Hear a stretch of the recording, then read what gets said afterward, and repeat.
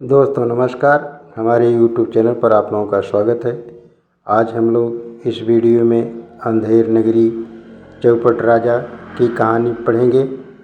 तो कहानी इस तरह की है कि एक बार की बात है, एक गुरु अपने शिष्य के साथ दोनों एक अनजान नगर में पहुँचे। वहाँ पहुंचकर उन्होंने देखा कि उस शहर में सब कुछ बहुत सस्ते में मिलता था और सबका भाव एक समान था। यानी 1 टका में चाहे 1 किलो सब्जी लो, चाहे 1 किलो सोना लो, सबका भाव एक समान ही था। उसमें जरा भी ऊंच नीच नहीं थी। इस प्रकार वहाँ के माहौल को देखते हुए चेला बहुत खुश हुआ।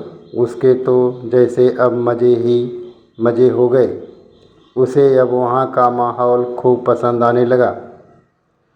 लेकिन उसके गुरु को ये बात बिल्कुल ठीक नहीं लगी।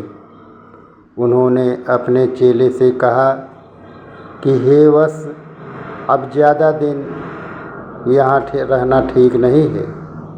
यहाँ का राजा बिल्कुल मूर्ख है और उसके राज में गधे घोड़े यानी बुद्धिमान और मूर्ख सब बराबर समझे जाते हैं। अर्थात यह एक मूर्खों की नगरी है। अगर यहाँ का राजा कह दे तो दिन को रात और रात को दिन, तो सब लोग मान लेंगे। और इसी तरह से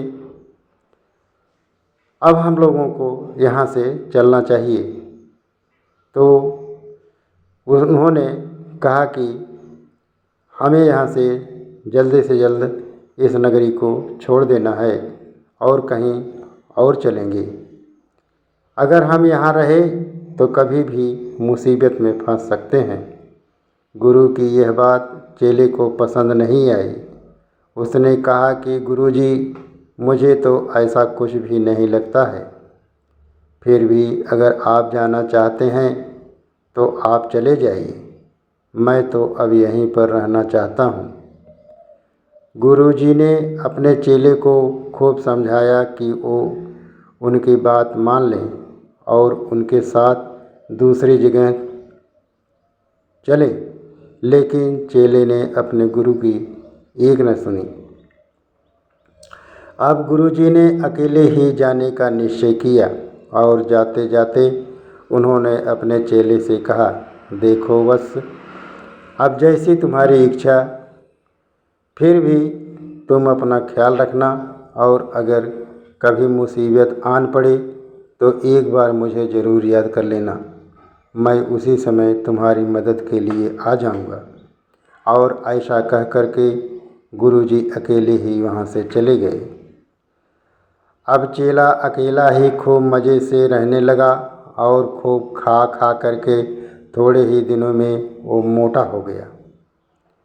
अब एक दिन अचानक ज़ोरदार बारिश हुई, जिसके कारण एक घर की दीवार टूट गई और उसके नीचे दबने में एक बकरी की भी मौत हो गई।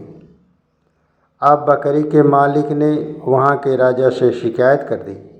राजा ने जब बकरी के मालिक को बुलाया तो उसने कहा कि पड़ोसी की दीवार गिरने से मेरी बकरी की मौत हुई है।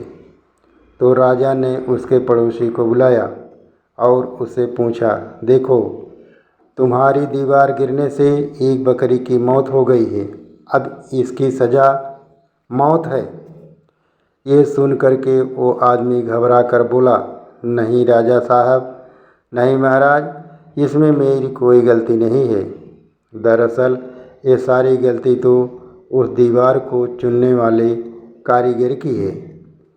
शायद उसी ने दीवार ठीक से नहीं बनाई होगी, तभी तो बारिश से गिर गई।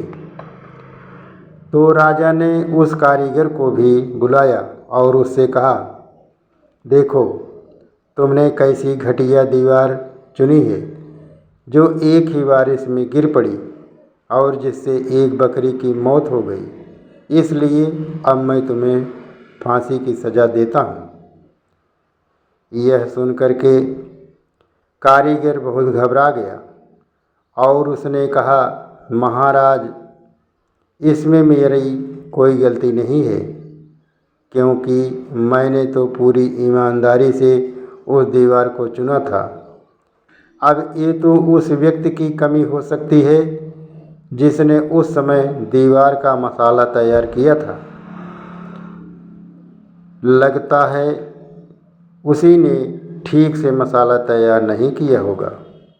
यदि वो पूरी ईमानदारी से काम करता तो आज वो बकरी जिंदा होती। अब राजा ने उस व्यक्ति को भी दरबार में बुलाया और उससे कहा, देखो, तुमने कितना घटिया काम किया है।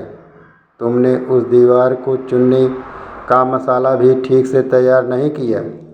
तुमने सरासर काम चोरी की है। अब तुम्हें फांसी की सज़ा दी जाती है, अतः तुम मरने के लिए तैयार हो जाओ।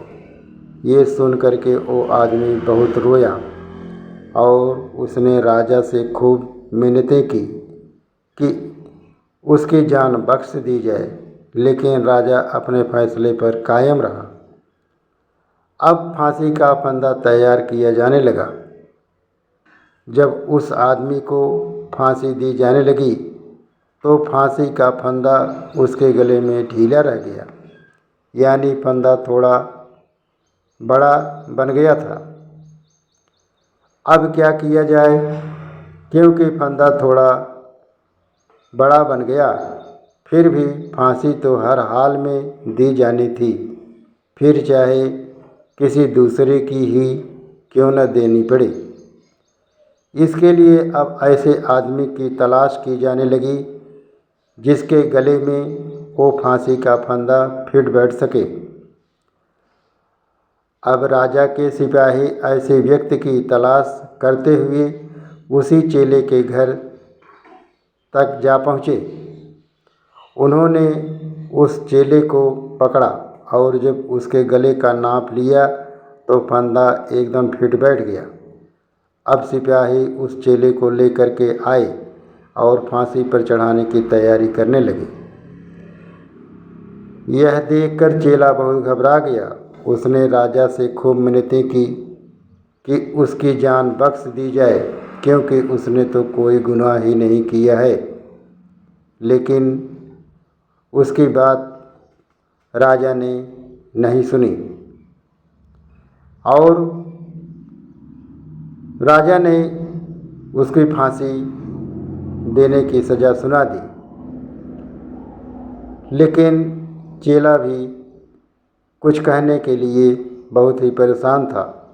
उसने पछताते हुए कहा कि मुझे फांसी न दी जाए, लेकिन राजा ने उसकी एक भी नहीं सुनी। तब उसने कहा, देखो, हम किसी और को फांसी की सज़ा का हुक्म सुना चुके हैं, लेकिन उसके गले में फंदा बहुत ढीला है, इसलिए उसके बदले में अब तुम्हें फांसी दी जा सकती है। अब मैं अपना हुक्म तो वापस नहीं ले सकता, इसलिए इस फंदे पर किसी को तो झूलना ही पड़ेगा न। राजा की ऐसी बातें सुन करके चेला बहुत घबरा गया, क्योंकि मौत अब उसके अपने सामने ही नज़र आ रही थी। तभी उसे अपने गुरु की बात याद आई और उसने मन ही मन में अपने गुरु को याद किया कि हे गुरु, मेरी रक्षा कीजिए। इसके बाद उसके गुरु राजा के दरबार में पहुँचे और कहा, हे वत्स, ये तो तुम्हारे लिए बहुत सौभाग्य की बात है कि तुम ऐसे समय मृत्यु को प्राप्त हो रहे हो। जब ऐसा योग बन रहा है, जब मृत्यु को प्राप्त होने वाला सीधा परमात्मा से मिलता है, यानी उसे स्वर्ग में जगह मिलती है और उसे हमेशा के लिए मुक्ति मिल जाती है। यह सुनकर राजा ने कहा, हे गुरुवर, अगर ऐसा है तो फिर मैं स्वयं ही इस फांसी पर चढ़ूँगा। फिर उसने सैनिक को हुक्म दिया कि अब फांसी के फंदे पर उस युवक को नहीं, बल्कि उसे ही फांसी पर चढ़ाया जाए।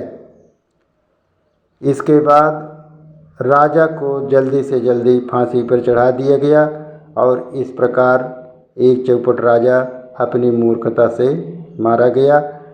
तो कहानी से एक शिक्षा मिलती है कि जिस देश का राजा मूर्ख हो वहाँ न्याय की उम्मीद करना बेकार है। दोस्तों, आशा करता हूँ कि यह वीडियो आप लोगों को पसंद आई होगी। दोस्तों, अगर ये वीडियो आप लोगों को पसंद आई हो तो हमारे चैनल को सब्सक्राइब ज़रूर कीजिएगा, अपने दोस्तों में शेयर ज़रूर कीजिएगा और हमें कमेंट करना मत भूलिएगा। जय हिंद दोस्तों, नमस्कार।